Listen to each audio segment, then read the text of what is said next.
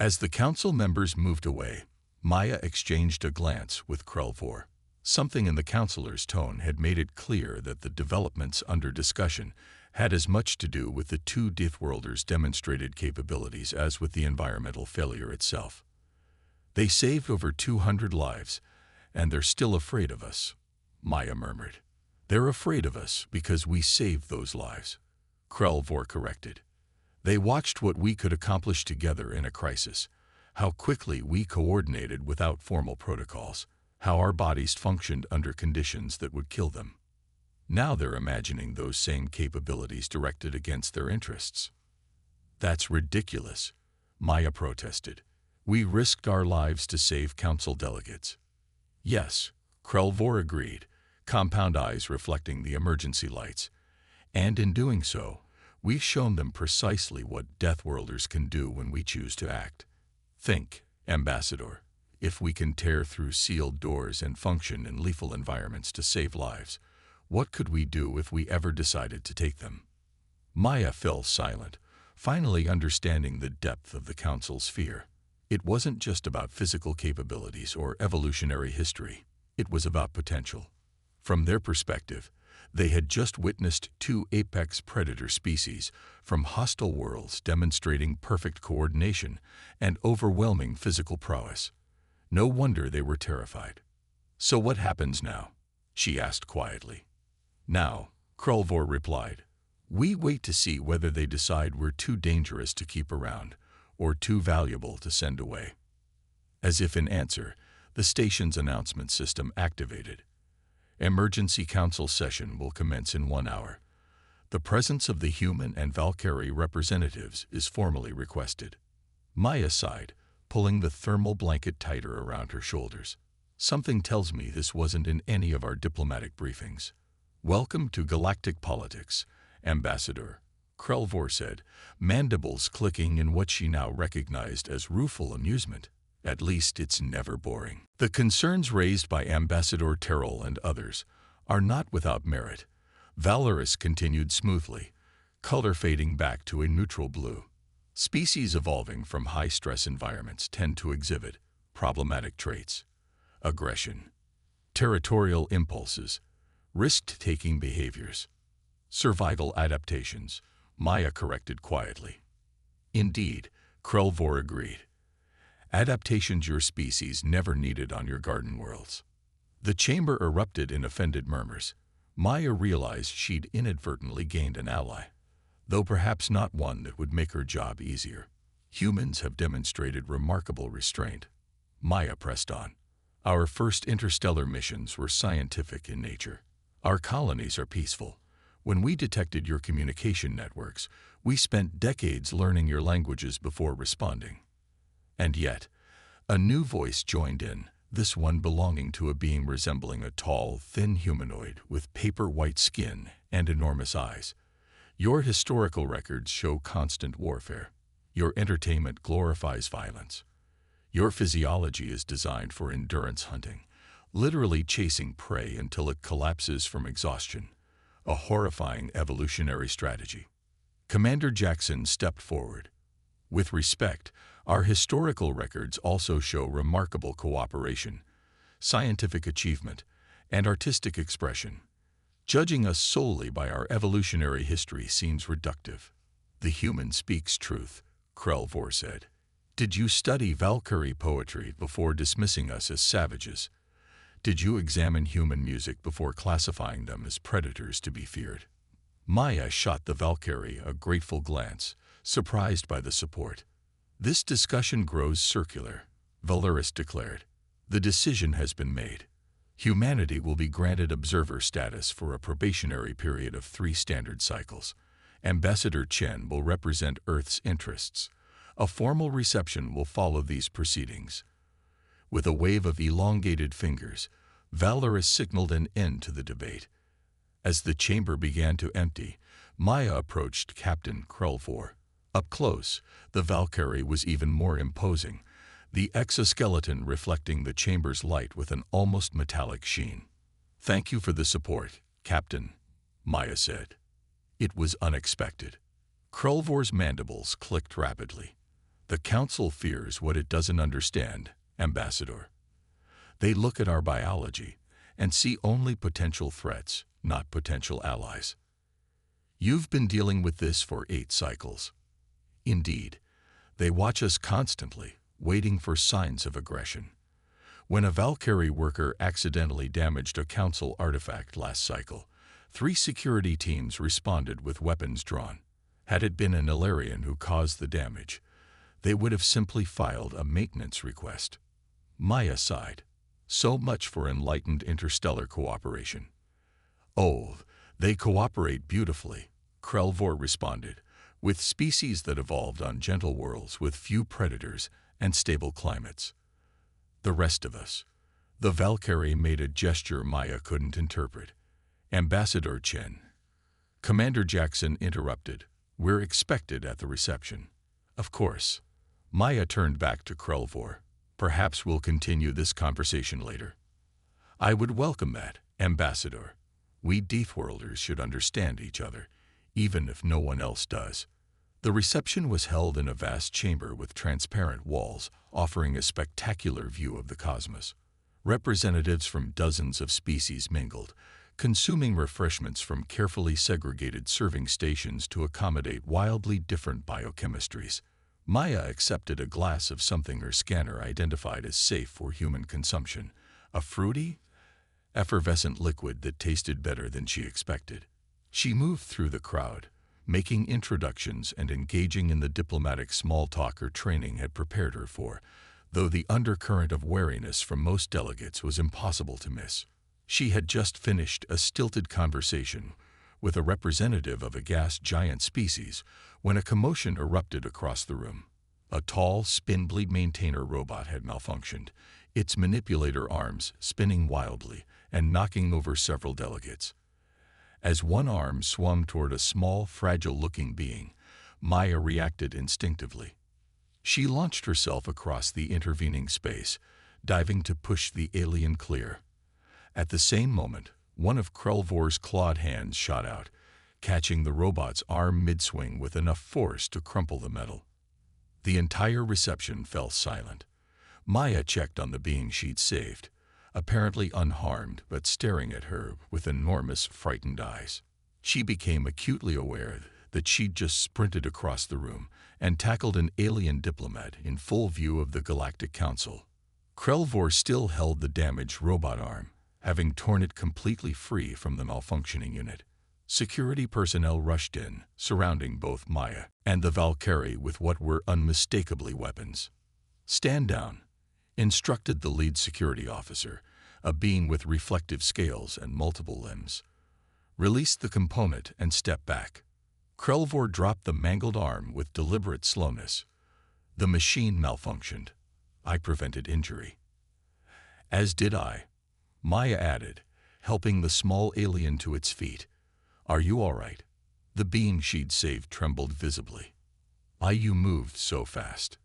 And with such force." High Counselor Valorous pushed through the crowd, color shifting rapidly between alarmed orange and cautious yellow. "What happened here?" "The maintenance unit malfunctioned," reported one of the security team. "The human and the Valkyrie intervened. They saved Delegate Pym," added another witness. Valorous studied both Maya and Krelvor with unreadable eyes. "I see. Security, escort the machine to engineering for analysis. Ambassador Chen, Captain Krelvor. Thank you for your quick action." The words were correct, but Maya didn't miss the tension underlying them. As the crowd slowly dispersed and the reception resumed, she found herself standing beside Krelvor again. "Well," she said quietly, "that was an interesting first impression." "Indeed," the Valkyrie replied. "Did you see their faces? They weren't just surprised by our reflexes. They were terrified. We just demonstrated exactly what they fear about us," Maya realized. "Physical capabilities their species don't possess." "Precisely." Krelvor's mandibles clicked in what Maya was beginning to recognize as amusement. "Welcome to the Council, Ambassador Chen. I suspect your stay will be as entertaining as ours has been." Commander Jackson approached, his expression carefully neutral but his posture tense. "Ambassador, I've been informed that our quarters are ready. Perhaps it would be wise to retire for the evening." Maya nodded, understanding the unspoken message. They'd made enough of an impression for one day.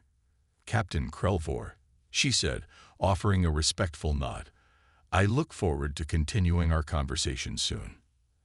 "As do I, Ambassador Chen, perhaps over a meal. I understand humans and Valkyrie share a surprising number of compatible biochemical processes. I'd like that." Maya turned to leave, then paused. "One question, Captain. Was your quick reaction truly to save the delegate, or to prove a point to the Council?" All four of Krelvor's eyes focused on her. "Can it not be both, Ambassador? On Deathworlds, efficiency is survival." As Maya followed Commander Jackson toward their assigned quarters, she couldn't shake the feeling that her diplomatic mission had just become significantly more complicated and potentially more interesting than anyone on Earth had anticipated. Strength and adaptation. The scientific wing of Harmony Station was a marvel of cynobiological research. Transparent chambers lined curved corridors, each habitat precisely calibrated to replicate the atmospheric conditions of dozens of homeworlds. Maya Chen found herself the object of study in one such chamber, her vital signs monitored as she completed a series of physical tests under the watchful eyes of the Council's Scientific Assessment Committee. "Ambassador, please repeat the endurance trial," requested Dr. Nelix, a Thurisian whose translucent skin revealed the complex circulatory system beneath. The being's voice held a note of disbelief. Maya suppressed a sigh and returned to the treadmill-like apparatus. She'd been running intermittent sprints for nearly an hour, and while she was certainly feeling the exertion, she wasn't nearly at her limits. As a former Olympic pentathlete before turning to diplomacy, her physical capabilities were impressive even by human standards. "Dr. Nelix," she said as she increased her pace again, "I've complied with every test in your assessment.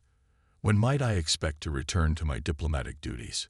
The Thurisian's skin flushed with bands of purple embarrassment. Maya had learned. "Just a few more readings, Ambassador. Your species' physical parameters are unexpected." In the adjacent chamber, visible through a transparent partition, Captain Krelvor was engaged in strength assessments that made Maya's trials seem trivial. The Valkyrie lifted weights that would have crushed most humans, kitten-covered muscles flexing as four arms worked in perfect coordination. "Remarkable," murmured another scientist, this one a floating, gas-filled entity contained in an environmental suit.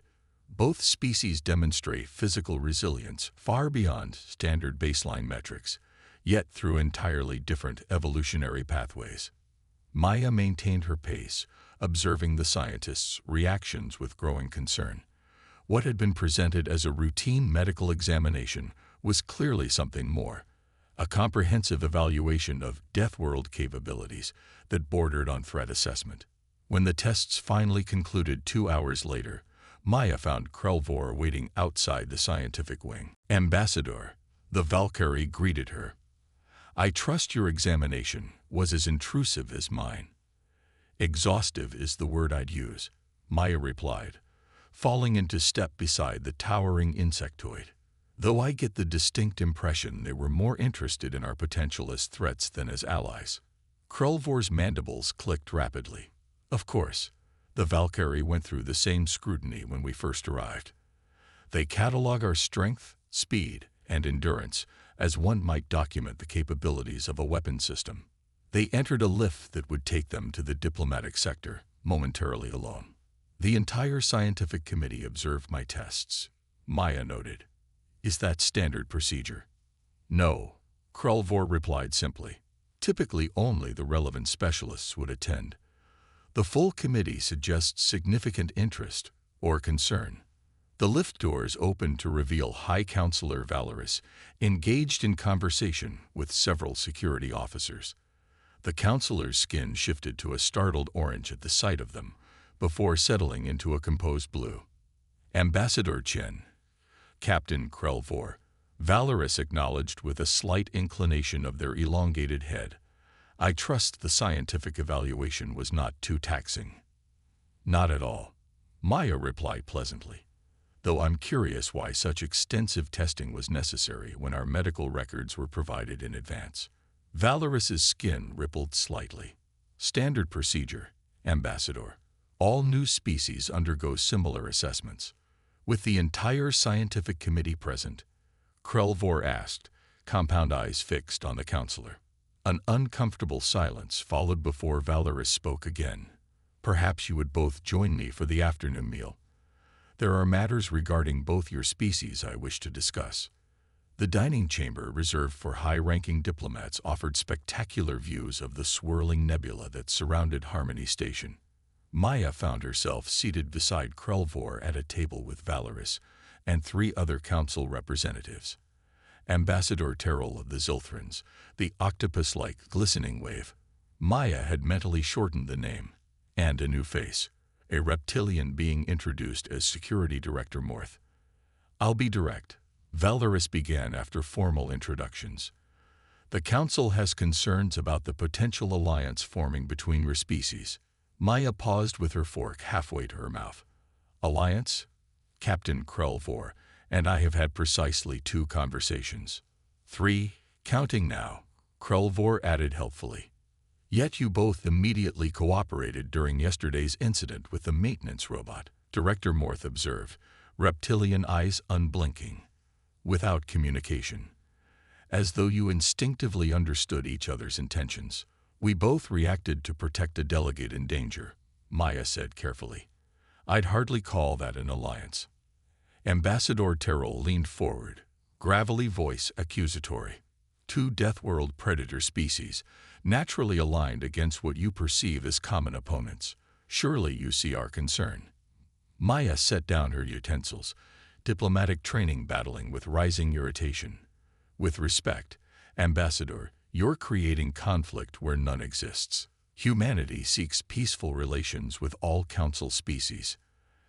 As do the Valkyrie, Krelvor added. 8 cycles without a single aggressive action, despite constant suspicion. Glistening Wave's translator rendered a sound that might have been a scoff. The Valkyrie military presence has increased by 30% since joining the Council. A defensive response to being treated as potential enemies, Krelvor countered, mandibles clicking in agitation. Your security vessels shadow our ships wherever they travel. Perhaps, Valoris interceded smoothly, we could discuss the scientific findings instead. The counselor activated a holographic display above the table. Dr. Nelex has compiled a fascinating comparative analysis. The display showed human and Valkyrie physiological data side by side. Despite their radically different evolutionary paths, mammals versus arthropods, the highlighted adaptations showed remarkable parallels. Both species evolved redundant biological systems, Valoris explained. Humans can function with 1 kidney, can lose significant blood volume and survive, can seal wounds through clotting. Valkyrie possess decentralized nervous systems, can regenerate limbs, and contain biological backup systems for most vital functions. Adaptations necessary for survival on worlds that want to kill you, Maya said simply. Precisely the point, Director Morth interjected. Both your species evolved expecting to be injured, to face mortal danger on a regular basis. This creates psychological profiles that embrace risk, accept violence as a tool, and most concerning, view death as a constant possibility rather than an aberration. Maya exchanged a glance with Krelvor, sensing the Valkyrie's rising frustration matched her own. Director, she said, keeping her voice measured, you speak as though these adaptations are flaws rather than strengths. Humanity's resilience has driven our greatest achievements, our art, our science, our capacity for compassion in the face of adversity. The Valkyrie philosophy of enduring harmony arose directly from our harsh environment, Krelvor added. When existence itself is a struggle, cooperation becomes essential. Valoris's color shifted to a thoughtful purple, an interesting perspective. Yet you must understand the Council's position. Species from more temperate evolutionary backgrounds find your potential for violence unsettling. Before Maya could respond, the station's emergency alert system activated with a wailing tone that made her cover her ears. Red lights pulsed along the walls as a computerized voice announced, "Warning. Environmental systems malfunction detected in Habitat Ring C. All personnel evacuate immediately. Emergency protocols activated." Security Director Morth's communicator buzzed, and after a brief conversation, the reptilian's expression grew grave. "Counselor, a catastrophic failure in the atmospheric mixing chambers. Ring C is rapidly losing pressure and temperature control. Over 200 delegates and staff are trapped." Valoris rose immediately. "Initiate emergency response teams. How long until they can reach the affected areas?" 20 minutes minimum," Morth replied. "The direct access corridors are compromised." "Which species are housed in Ring C?" Maya asked, already standing. "Primarily Nilarians and Zith," Morth answered. "Neither adapted to temperature extremes or pressure variations." Maya looked to Krelvor, who was already moving toward the door. "Captain, Earth standard is what? 0.9 of Valkyrie gravity tolerance. And we can both operate in temperature ranges that would incapacitate most council species," Krelvor confirmed, understanding immediately. Maya turned to Valoris. "We can help. Now." The counselor hesitated for only a moment before nodding. "Director Morth, provide them with emergency access and equipment." Minutes later, Maya and Krelvor were racing through maintenance tunnels toward Ring C, each carrying emergency environmental stabilizers. Maya had stripped down to her athletic undergarments, knowing her formal attire would only restrict movement. Krelvor moved with surprising speed and agility for such a large being, chitinous exoskeleton gleaming under the emergency lighting. "The main junction should be ahead," Maya called out, checking the station schematics on her wrist display. Temperatures already dropped to -20 Celsius. "A mild winter day on the Valkyrie southern continent," Krelvor replied, "but lethal to Nilarians within minutes." They reached a sealed bulkhead marked with warning symbols. Beyond it, emergency lights illuminated a nightmarish scene. The vast communal space of Habitat Ring C was filling with a thick, freezing fog as environmental systems pumped inappropriate gases into the area. Through the haze, Maya could see figures huddled on the floor or desperately pounding on sealed emergency doors that had malfunctioned. "The system's reading the atmosphere as toxic," she said, examining the control panel. "It's sealed everything to contain what it thinks is a contamination. Can you override it?" "Not without proper authorization. We'll have to go in manually." Krelvor activated the manual release, and the bulkhead slid open with a hiss of escaping air. Immediately, the bitter cold hit Maya like a physical blow. She'd experienced extreme conditions in her athletic training, but this was at the edge of human tolerance. Beside her, Krelvor seemed almost unaffected, though frost immediately began forming on the Valkyrie's exoskeleton. "I'll take the central area," Maya said, her breath fogging instantly. "You go left toward the residence pods. Priority to the young and elderly."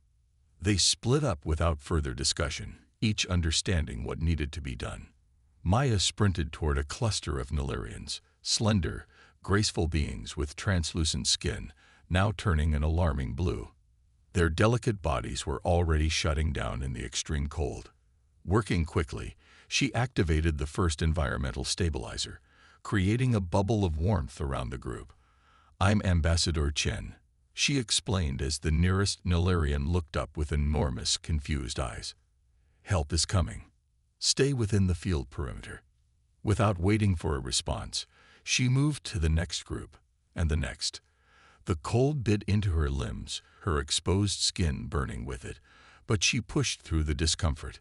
In her peripheral vision, she saw Krelvor doing the same, the Valkyrie's 4 arms allowing them to carry 2 Zith delegates at once toward a stabilized zone. Minutes stretched into what felt like hours as they worked through the habitat ring.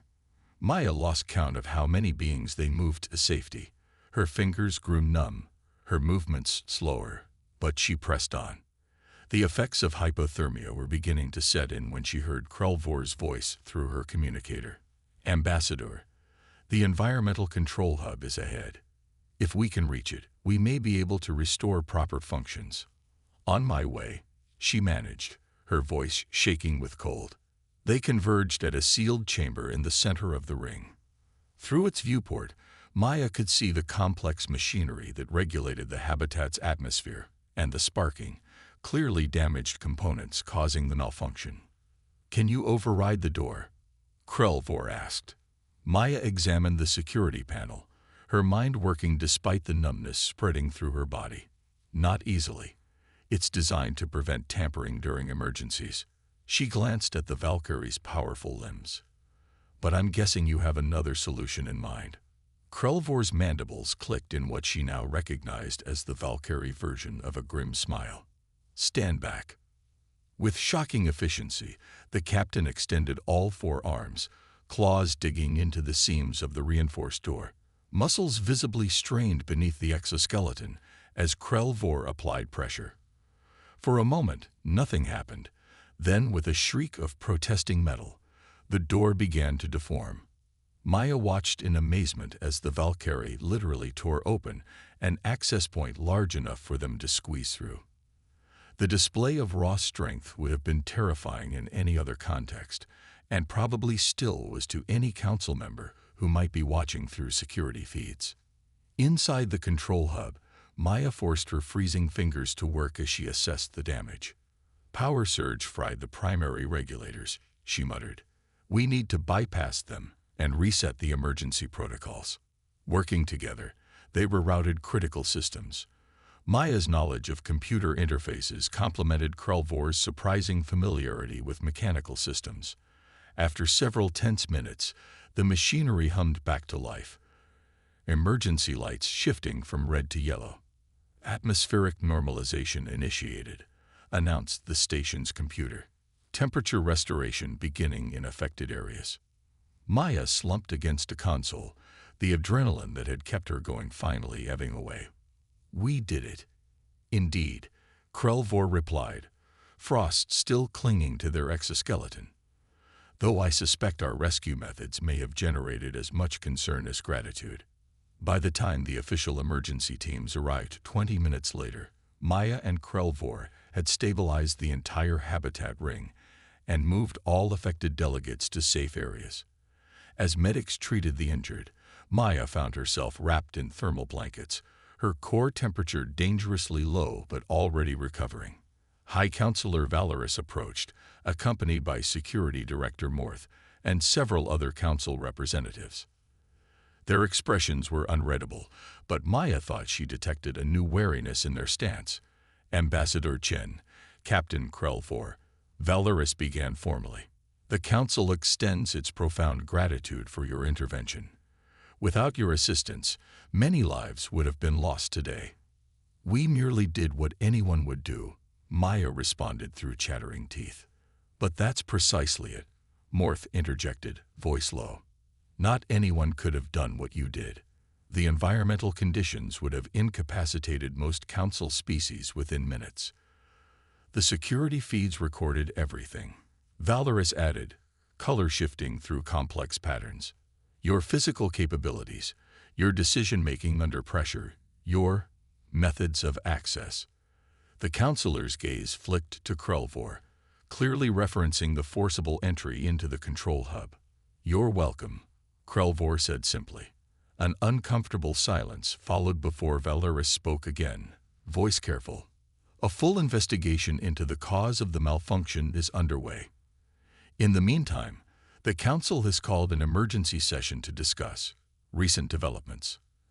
As the Council members moved away, Maya exchanged a glance with Krelvor. Something in the counselor's tone had made it clear that the developments under discussion had as much to do with the two Deathworlders' demonstrated capabilities as with the environmental failure itself. "They saved over 200 lives, and they're still afraid of us," Maya murmured. "They're afraid of us because we saved those lives," Krelvor corrected. "They watched what we could accomplish together in a crisis, how quickly we coordinated without formal protocols, how our bodies functioned under conditions that would kill them. Now they're imagining those same capabilities directed against their interests. That's ridiculous, Maya protested. We risked our lives to save council delegates. First contact fallout. Dr. Maya Chen adjusted her formal diplomatic uniform for the 5th time, trying to ignore the stares from the various alien delegates as she walked through the grand corridor of Harmony Station. After 3 years of careful communication, humanity was finally being invited to join the Galactic Council, though invited seemed a generous term when she considered the barely disguised disdain in every message they'd received. Ambassador Chen, please try to relax.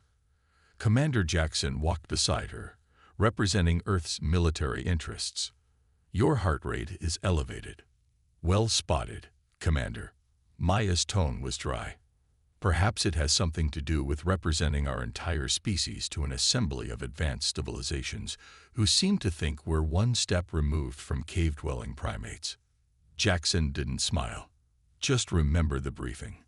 They're afraid of us. Use that. The massive doors to the council chamber opened automatically as they approached.